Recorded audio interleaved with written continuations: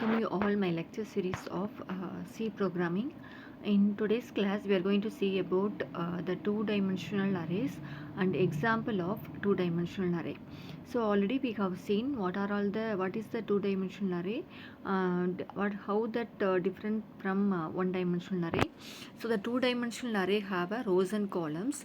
The two-dimensional arrays are used in situations where the tables of informations are needed. Suppose you have a rows and columns information means here represents an array in the two-dimensional.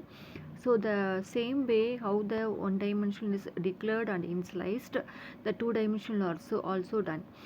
So the syntax of two dimensional arrays is data type and array name followed by the within a square bracket we have the row size and followed by the column size.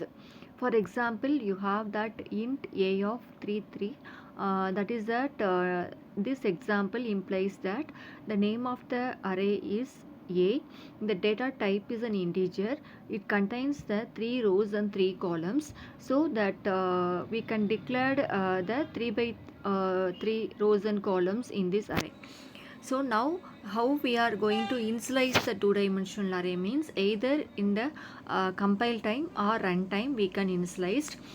Suppose compile time means we can directly given all the rows and columns value in the single line using that close braces, open and close braces, and followed by the rows and followed by the column, each row value and followed by the column values.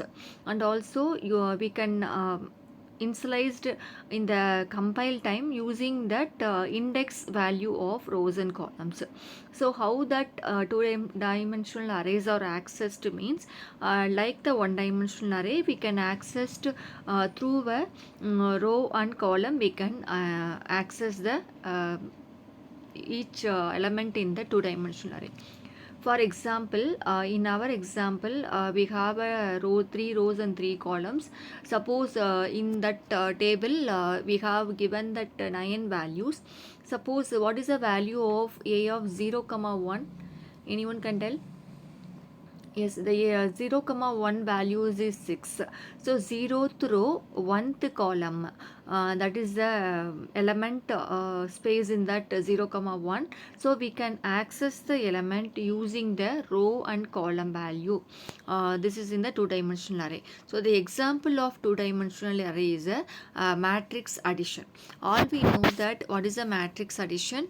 The input we should need for that matrix addition is two matrices A and B. So the row of first row of the zeroth A of 0, comma 0 is added with the B of 0, comma 0. So like that for we are doing in the manual matrix addition, the same way we can done in the implementation also. So the input is a two matrices A and B.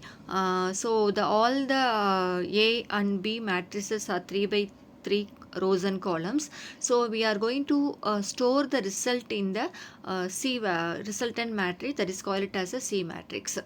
For example, for each matrix, for example A and B. So for the A matrix we need two for loop. One is an outer for loop of I, other is an inner for loop of J. That is a rows and column, and we have the scanf statement of A of I comma J, and that is a for loop, first for loop for that input of A matrices. And another that we have that for the same thing we need the two for loops, a nested for loop of I and j for B matrices. Here the scanf statement is B of I comma j. So we are getting the value of A and B matrices. Finally we have to store the resultant matrix as a C matrices. For again for resultant we need the two for loop. One is an I comma j for I is equal to 0 to 2. When the ith value is greater than 2 means it comes out from the loop. For j loop also we have the 0 to 2 iteration it done. So the for addition, so what is the statement for addition is C is equal to For example, the addition of c of I comma j is equal to a of I comma j plus b of I comma j. So this is a statement we have need to add the two matrices. So after that we have to print that c of I comma j. So every rows and columns of resultant matrices also we have to print. So that thing we need that printf statement as printf percentage d of c of I comma j. So that statement print the resultant matrices of 3 by 3 values, and finally we close that resultant for loop, close and close fine. After that the final braces is that needed for the main loop order braces is closed. So this is the way the two dimensional array is added. So the input is a and b, the output is the c matrices. So the c of I comma j is equal to a of I comma j is equal to b of I comma j. This is the statement is needed for adding the two matrices. Here the output of input and output of that resultant C matrices is shown here. I hope you will understand how is the two-dimensional, how that matrix addition is done using the two-dimensional array. Thank you.